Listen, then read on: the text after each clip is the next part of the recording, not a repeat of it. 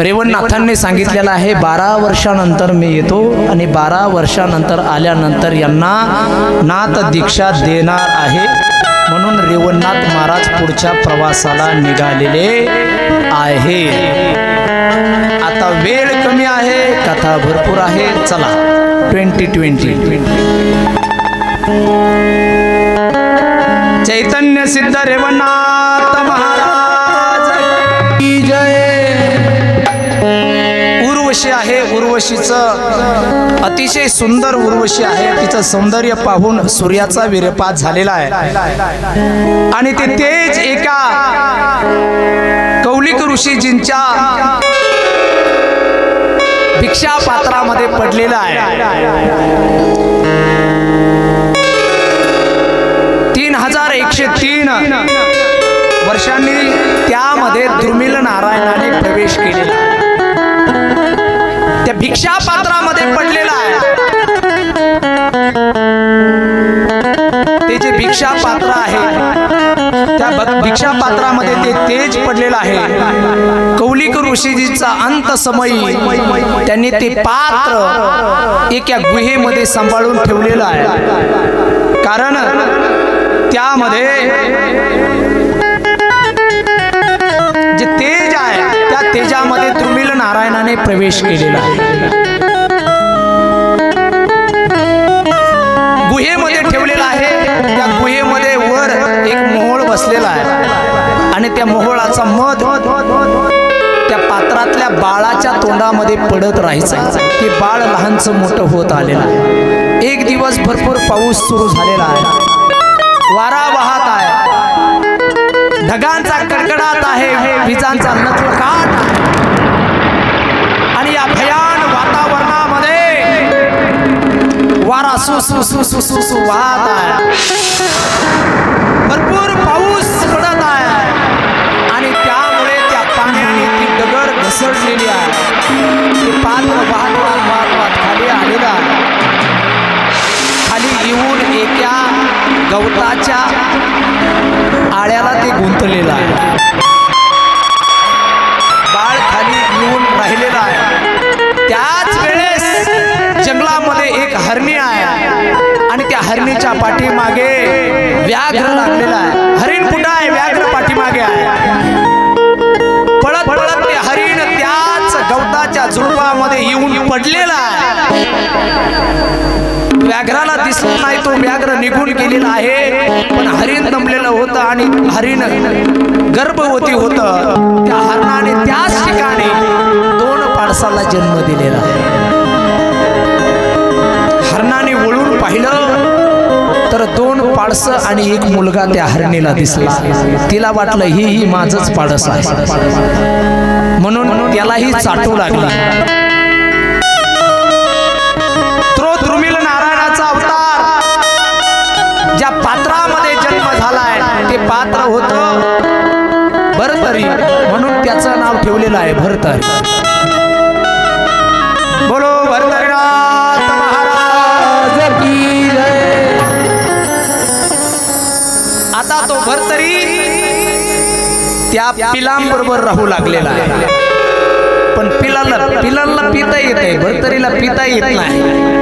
कसं तरी त्या हरणीने प्रयत्न करून त्याला पाजावं, घेऊन पळण्याचा प्रयत्न करावा, पण पळत नाही। जोपर्यंत चलत नाही बाळ तोपर्यंत हरणीने त्या ठिकाणी गुंगावं। चलायला लागला आणि हरणी बरोबर पळायला लागला। लहानचा मोठा झाला, आता हरणाबरोबरच राहायचं, त्या हरणाबरोबरच खेळायचं, त्या हरणीलाच प्यायचं,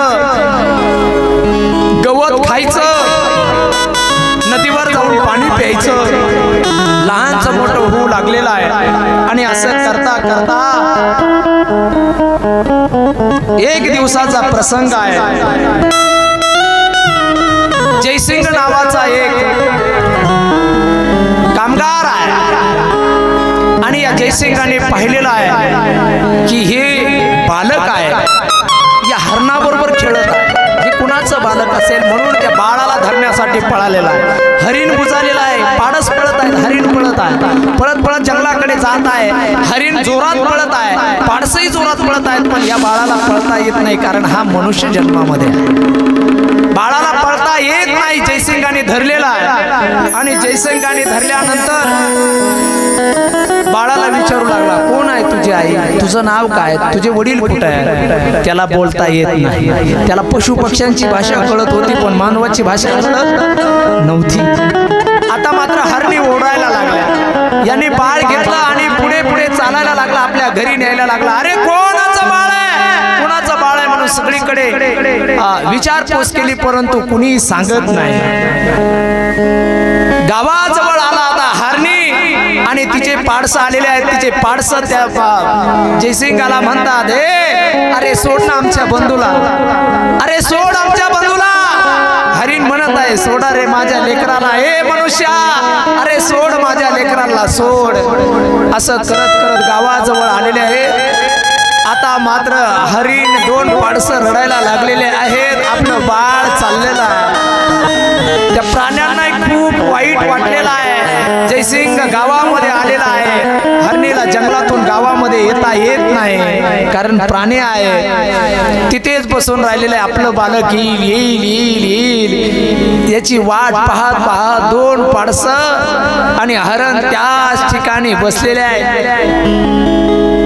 अडकली ही कवने भेटी आंधळ्याची काठी, अडकली ही कवने भेटी आंधळ्याची काठी, अडकली ही कवने भेटी आंधळ्याची काठी, अडकली ही कवने भेटी आंधळ्याची काठी.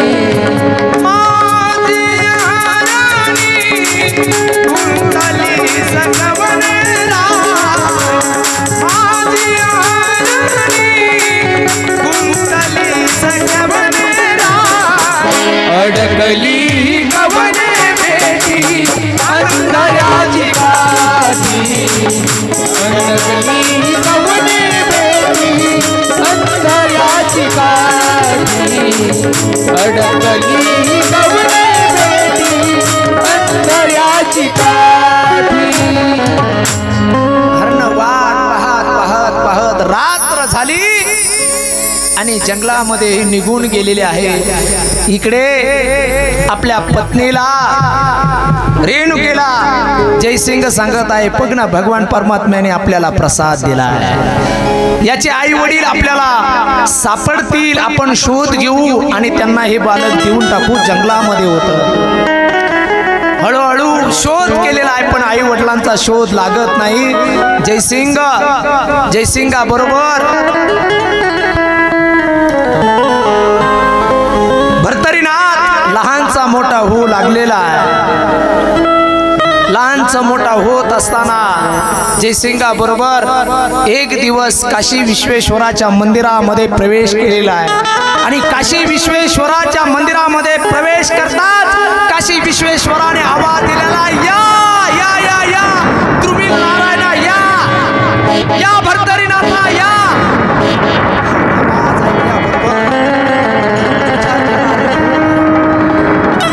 जयसिंग म्हणला, कोण आहे? काशी विश्वेश्वराने सांगितलं, तू ज्या बाळाला आणलंय ते बाळ सामान्य नाही, तो तुम्ही नारायणाचा अवतार आहे भर्तरीनाथ. खूप आनंद झालेला आहे. जयसिंगाने विचार केला आहे, खूप हुशार आहे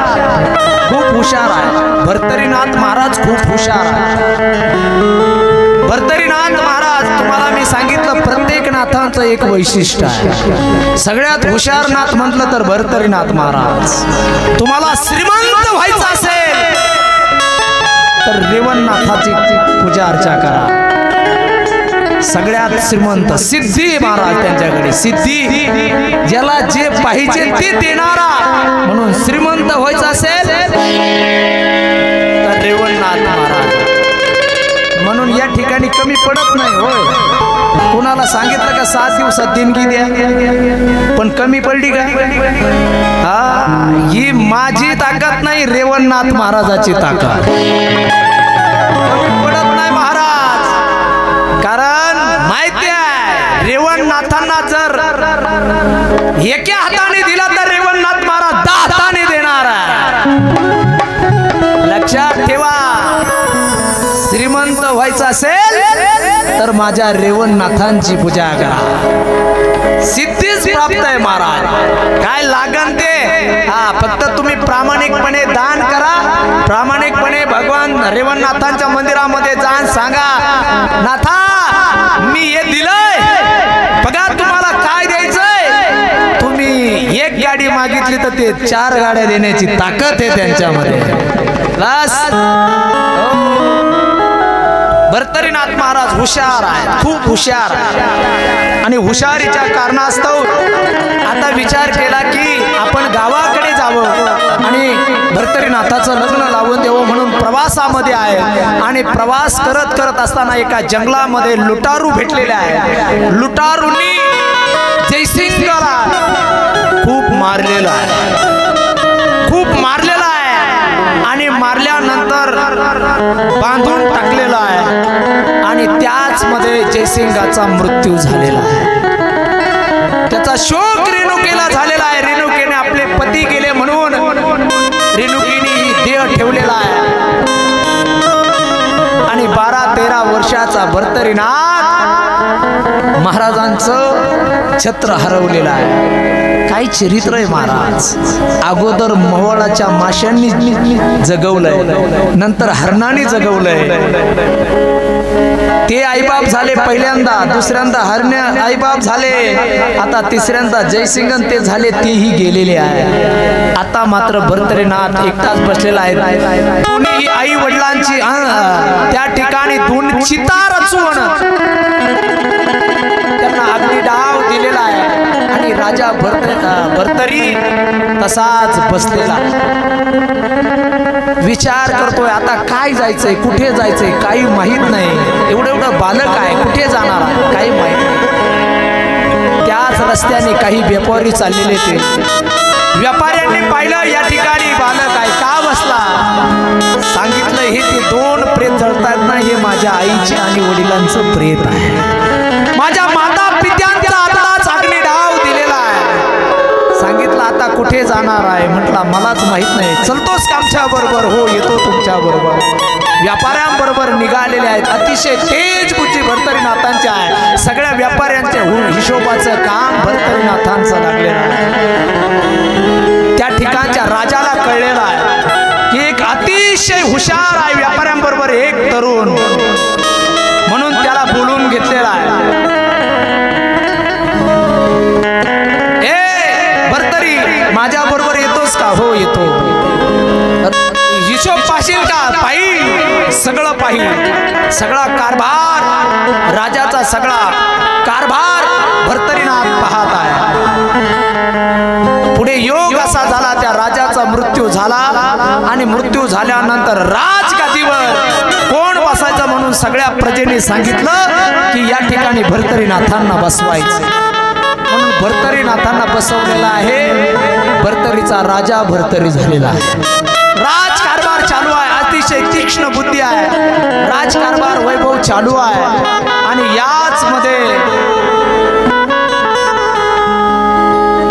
एका शेजारच्या राज्याच्या राणी बरोबर, जिचं नाव पिंगला आहे, तिच्या बरोबर राजा भर्तरीचा विवाह झालेला आहे।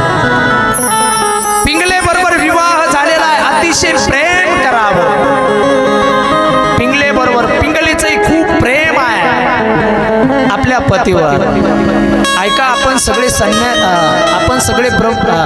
संन्यासी नाही, ब्रह्मचारी नाही, चुकत आहे का माझं।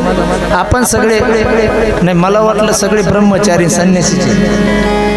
आपण सगळे पूर्ण गृहस्थ आश्रमामध्ये, इथे सगळ्यांना पत्नी आहेत, सगळ्यांना पती आहे। एक गोष्ट सांगू, ऐका गड्या, पती आणि पत्नीचं सगळ्यात नातं पवित्र आहे बरं। या पवित्र नात्याला कधी दिष्ट लागू देऊ नका। आयुष्यामध्ये पती आणि पत्नीचं असं नातं आहे महाराज। या हे नातं कशावर चालतं माहिती का। पती आणि पत्नी हे दोन्ही या संसाराच्या रथाचे चाकं आहे। एक जर चाक कोलमडलं ना दादा, खूप अवघड होतं।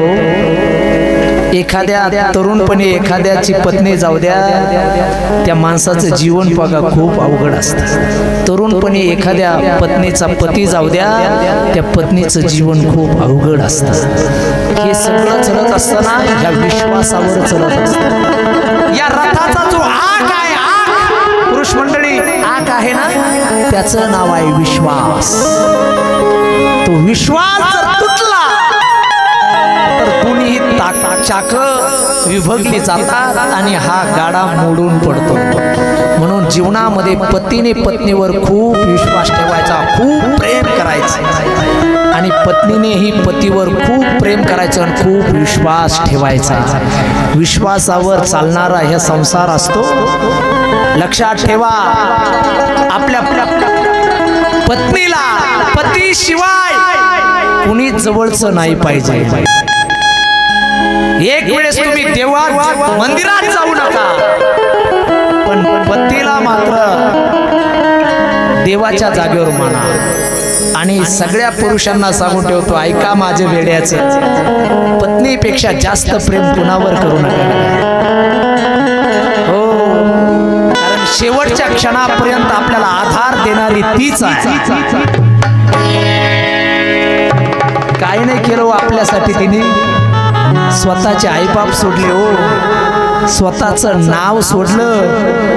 अरे पायात जोडवे आपले घातले, गळ्यात मंगळसूत्र आपलं घातलं, कपाळावर कुंकू आपल्या नावाचं लावलं, स्वतःचं घरदार सगळं सगळं अर्पण केलं आपल्यासाठी. आणि आपण दलिंद्री तिला जर म्हणत असू तो काय केलंय, तर याच्यापेक्षा दुर्भाग्य आपण. तुम्हाला सांगू, म्हातारपणाला तुमची मुलंही तुम्हाला सांभाळणार नाही. पुरुष आणि स्त्रिया दोघे लक्षात ठेवा. म्हातारपणी तुम्हाला तुमचे भाऊ सांभाळणार नाही, बहीण सांभाळणार नाही, तुमची मुलं सुना कोणी सांभाळणार नाही. त्या काळामध्ये फक्त म्हाताऱ्याला फक्त म्हातारी सांभाळत असते आणि म्हातारीला फक्त म्हातारा सांभाळत. जीवनामधलं हे नातं खूप महत्वाचं आहे, खूप महत्वाचं आहे. सांभाळा याला बरं का, याला सांभाळा. काही अर्पण करा, काही अर्पण करा, पण या नात्याला मात्र तुटू देऊ नका. महाराज नवनाथ महाराज की जय. पिंगला खूप प्रेम करते आपल्या पतीवर, भरतरी राजा भरतरीवर, राजा भरतरी पिंगलेवर खूप प्रेम करतोय. सहज संध्याकाळी बोलता बोलता गप्पा चालल्या होत्या. हो महिला मंडळ ऐकताय ना? हो, पाया पडो तुमच्या. वरून हसत असत्या तर काय अवघड जीवन. आजचेच दिवस आहे, परवा नाही बरं, परवा नाही. घ्या लक्ष द्या. एक दिवस संध्याकाळी पिंगला आणि भरतरीनाथ आहे, सहज गप्पा चाललेला. गप्पा चालता विषय चाललेला आहे, किती प्रेम करता माझ्यावर. सांगितलं तुझ्याशिवाय कोणावर प्रेम करणार आहे. सगळ्यात जास्त प्रेम तुझ्यावर करतो, सगळ्यात जास्त प्रेम माझ्यावर करता. तुम्ही कोणावर करता? अरे सगळ्यात जास्त प्रेम तुझ्यावरच करतो. भरतरीनाथ महाराज, राजा भरतरी म्हणतोय, मी जर गेलो तर जाऊच देणार नाही. माझ्या कुंकामध्ये एवढी ताकद आहे, नाही जाऊ देणार. मी सुवासीन जाणार, तुमच्या अगोदर मी जाणार. इथे बसलेल्या प्रत्येक स्त्रीची इच्छा आहे की मी सुवासीन राहावी. बरोबर आहे? कुणालाच वाटत नाही माझ्या अगोदर माझ्या पतीने जावं. नाविलाज आहे महिला मंडळ, नाविलाज. पिंगला म्हणते नाही जाऊ देणार मी तुमच्या. जर गेलो तर नाही जाऊ देणार, गेलो तर नाही जाऊ देणार. अगं पण गेलोस तर मी नाही जगणार, तुमच्या चितेमध्ये मी जीव देईन, हा देह संपून टाकेल. हे बोलणं झालं, चर्चा संपली। काही दिवसानंतर दिवसामागून दिवस निघून गेले। एक दिवस भरतरीनाथ महाराज जंगलामध्ये आहे, आपल्या प्रजेला घेऊन आहे आणि सहज दुपारच्या प्रहरी जेवण केलंय आणि झाडाखाली पडलेले आहे। पडल्या विचार आलेला आहे। एक दिवस पिंगला म्हटली होती की तुमच्यासाठी मी जीव देईन, जरा गंमत करून पाहू,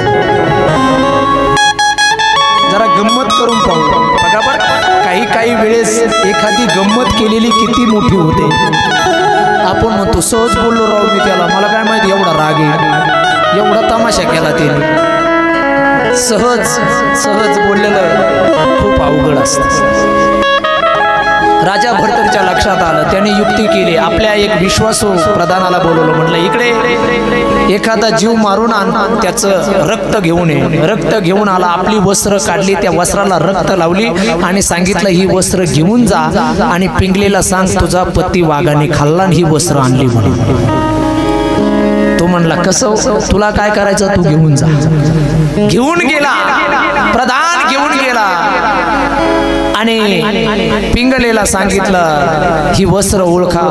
पिंगलेने सांगितलं ही राजा भरतरीची वस्त्र आहे, रक्त लागलेलं आहे, काय झालंय? सांगितलं मला माफ करा, पण तुमचा पतीचा अंत झाला, त्यांना वाघाने खाल्लं, इंद्रपालाने खाल्लं। ही बातमी कळाल्याबरोबर पिंगला शोक करू लागला, काय झालं तुम्हाला?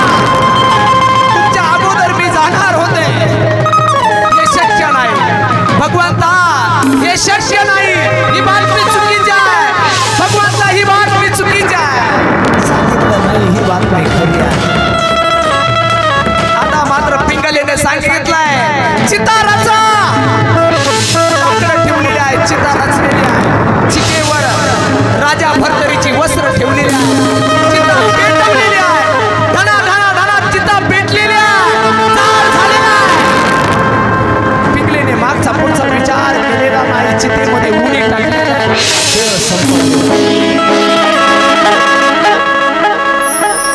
पिंगला जळून भस्म झालेली आहे।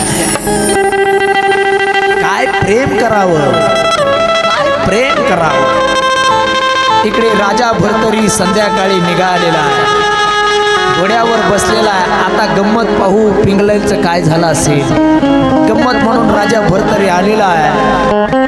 घोडा जसा जसा जवळ आलेला आहे तसा सगळं राज्य शांत झालेला आहे, कारण राज्यात बातमी पोहोचलेली आपला या राजा भरतरी गेलेला आहे, म्हणून राज्यामध्ये सगळीकडे दुःख आहे।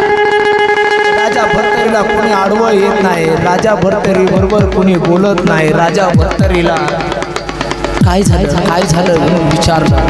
राजा भरतरीला पाहून सगळेजण चक्रावले। एवढं आश्चर्यचकित होण्यासाठी काय झालं म्हणून राजा काय झालं राजा भरतरीला सांगितलं तुम्ही कसं काय आला? कसं काय आलो? तुमच्या मरणाची बातमी कळाली आणि तुमच्या मरणाची बातमी कळाल्यानंतर पिंगलेने शोक केला। पिंगलेने असा तसा शोक केला नाही, तुमची चिता रचली, त्यावर तुमची वस्त्र ठेवली, अग्निडोंब झाला आणि तुमच्या पत्नीने पिंगलेने मागचा पुढचा विचार केला नाही, तुमच्या चितेमध्ये उडी मारली। ही बातमी राजा भरतरीला कळाल्याबरोबर राजा भरतरीने सांगितलं बाबा हे भगवंता, अरे काय माझ्याकडून अपराध झाला भगवंता, माझ्याकडून अपराध झाला। कुठे माझी पिंगला? अरे कुठे माझी पिंगला? माझी पिंगला कुठे? आदेश आदेश आदेश, माझी पिंगला कुठे? लोकांनी धरून स्मशान भूमीमध्ये नेलेला आहे। पिंगला जळत आहे, विष्णू आहे, दूर निघत आहे, रात झालेली आहे आणि त्याच ठिकाणी राजा भरतरी त्या स्मशान भूमीमध्ये आलेला आहे। पिंगले माझ्याकडून अपराध झाला ग, पिंगले माझ्याकडून अपराध झाला ग, मला माफ कर पिंगले, मला माफ कर।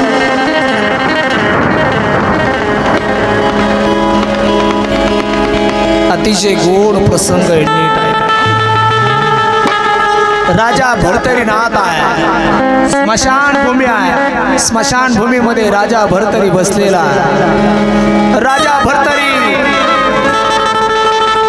स्मशानातला भस्म डोक्याला लावतोय।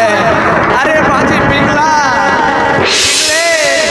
मी मजा केली रे पिंगले, माझ्याकडून अपराध झाला ग, आज माझ्यामुळे तुला जावं लागलं पिंगले, माझ्यामुळे तुला जावं लागलं। गावातले लोक आलेले आहेत, अहो चला, नाही येणार, नाही येणार, काय येऊन करणार मी, अरे माझी पिंगला गेली रे, काय करणार मी येऊन, माझी पिंगला गेली, चला हो चला, नाही आहे। त्याच ठिकाणी राजा भर्तरी रात्री राहिलेला, दिवसभर राजा भर्तरी त्याच ठिकाणी आहे। एक नाही, दोन नाही, तीन नाही, चार नाही, 6 महिने राजा भर्तरी त्याच ठिकाणी आहे। राजा भर्तरी राजगादीवर बसत नाही, माझी पिंगला जोपर्यंत येत नाही तोपर्यंत मी या ठिकाणावर उठणार नाही। नाही, मला माझी पिंगला द्या, हे भगवंता, माझी पिंगला द्या, माझी पिंगला द्या, माझी पिंगला द्या, पिंगला पिंगला पिंगला पिंगला पिंगला।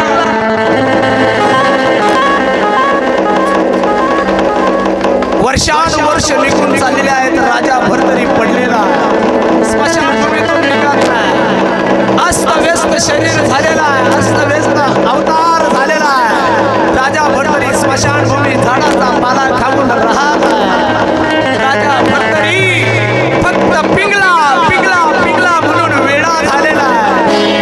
12 वर्ष झालेल्या राजा भर्तरी स्मशानभूमीतून बाहेर निघत नाही। आता मात्र देवादेवांना काळजी वाटली, राजा भर्तरीला या स्मशानभूमीतून बाहेर काढायचं, काय करावं, काय करावं, म्हणून गोरक्षनाथांना प्राचारण केलेलं आहे। गोरक्षनाथा, अरे त्या राजा भर्तरीची काय अवस्था आहे, तुम्ही जा।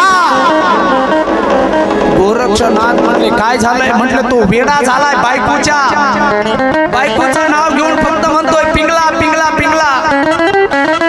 गोरक्षनाथ म्हणले आता याला जर जागा करायचं असेल, याला जर परत त्या ठिकाणी आणायचं असेल तर अख्खं राज्य वेडं झालंय तरी हा होत नाही, मग काहीतरी युक्ती करावं लागेल। मग गोरक्षनाथांनी काय केलं, एक गाडगं घेतलं, त्या गाडग्याला सुंदर नटवलं आणि गोरक्षनाथ महाराज निघालेले आहेत। अरे ललकारी ललकारी देऊन ललकारी, बंगाली बंगाली ना बाबा आलाय, बंगाली बंगाली बंगाली ना बाबा आलाय, बंगाली बंगाली बंगाली ना बाबा आलाय, बंगाली बंगाली बंगाली ना बाबा आलाय, बंगाली।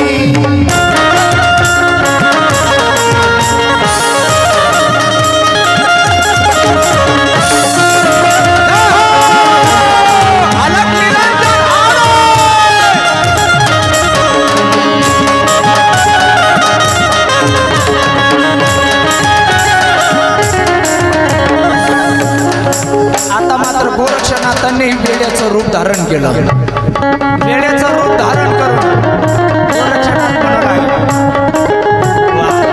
काय माझं गाडगं आहे भारी, माझं गाडगं किती सुंदर आहे, वा माझं गाडगं किती छान आहे, वा वा वा, हे गाडग्या हे गाडग्या हे गाडग्या। गोरक्षनाथ महाराज गाडग्याला घेऊन स्मशानभूमीमध्ये आलेले आहेत।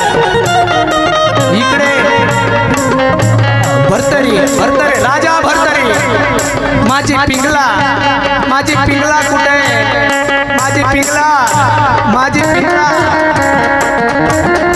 इकडे गोरक्षनाथ राजा भर्तरीच्या जवळ आलेले आहेत आणि जवळ येऊन त्या गाडग्याला म्हणतात,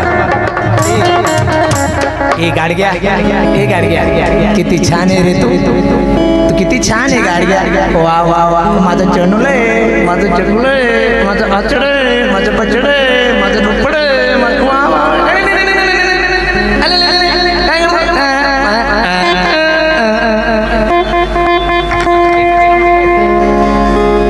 माझा बाबा, माझा दादा, बघू नको मा बाबाकडे माझा जीव येतो माझा प्राण मारी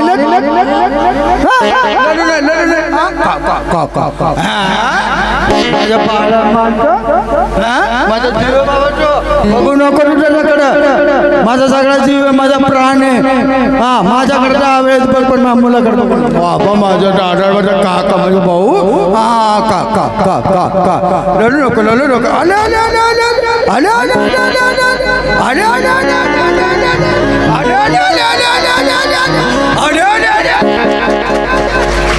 आता गोरक्षनाथाने एवढा येडपटपणा केला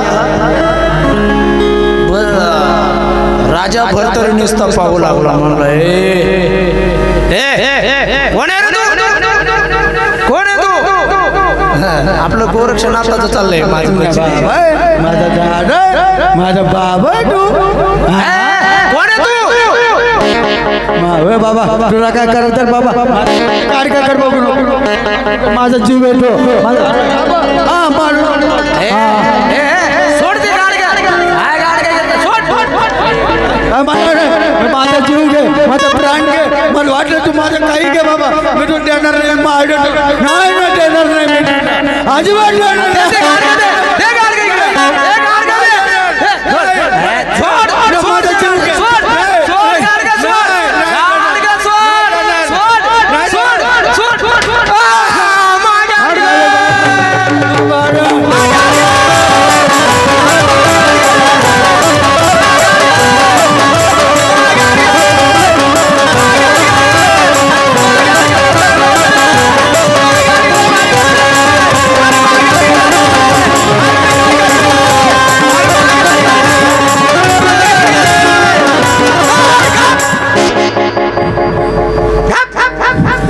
माझा जीव घे माझा जीव काय गाडगा म्हणतो रे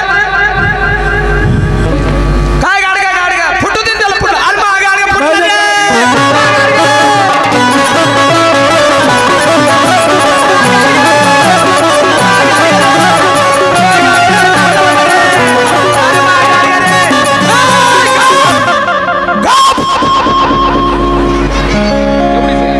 आता का परत गाडगा म्हणला आपलं लांब घालून होतं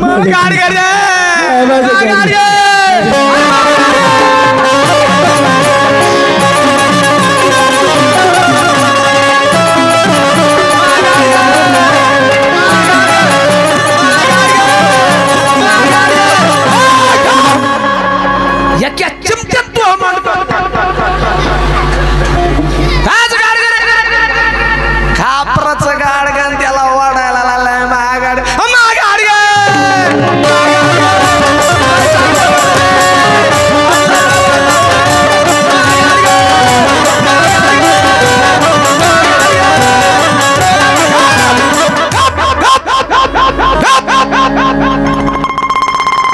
लाठीत कंबर मोडीन उठतो का ना तर पाहतोय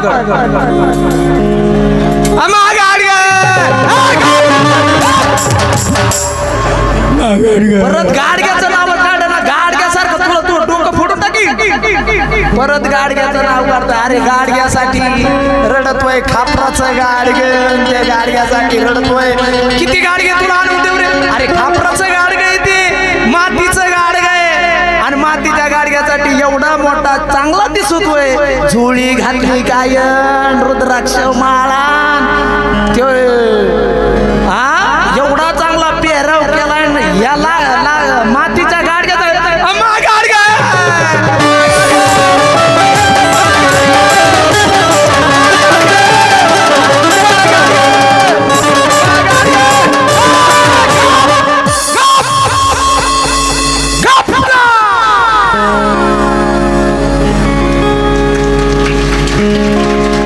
याच्यासाठी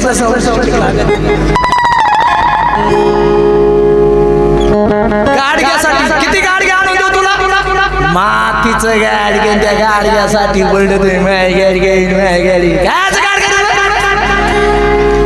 परत कधी गाडग्याचं नाव काढलं गोरक्षनाथ म्हणले वारे वा बहादूर मला म्हणतो गाडग्यासाठी ओरडतो, तू काय लावलं रे?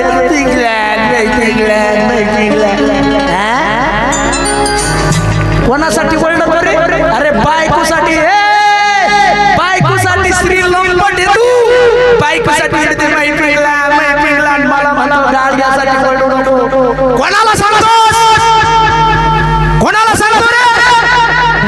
गुरु गोरक्षनाथ, गुरु गोरक्षनाथ म्हणतात.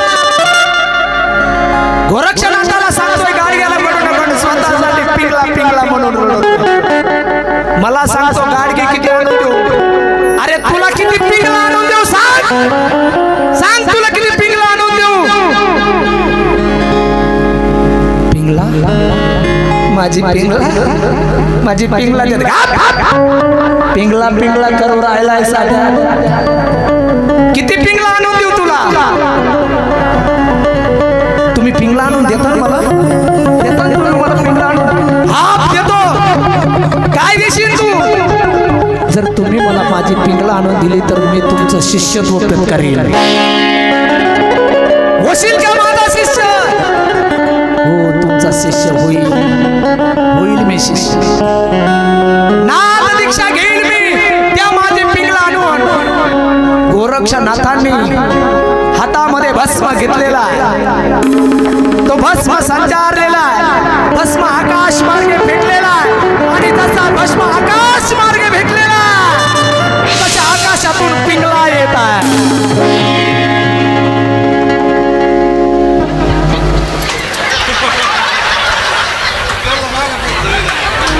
एवढ्या पिंगला जर मला आणता आल्या असत्या तर एक तरुण बिगर लग्नाचा ठेवला नसता.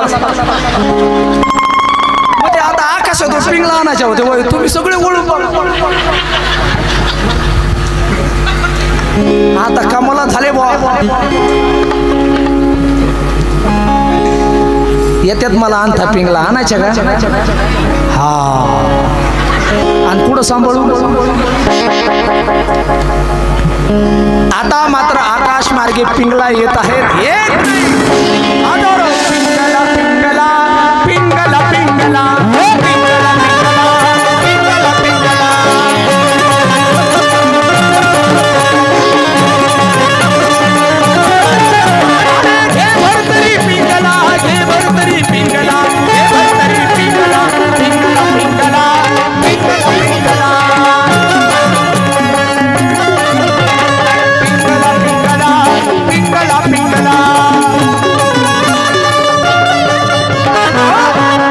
भरतरीनाथ महाराज की जय, गुरु गोरक्षनाथ महाराज की जय. आता मात्र या सगळ्या पिंगलेला पाहिल्याबरोबर राजा भरतरीला आठवण आली की आपण याच्यासाठी जन्माला आलेलो नाही, जगात उद्धार करण्यासाठी आपण जन्माला आलेलो आहोत. आता मात्र राजा भरतरीने गोरक्षनाथांच्या चरणावर आपलं मस्तक ठेवलेलं आहे.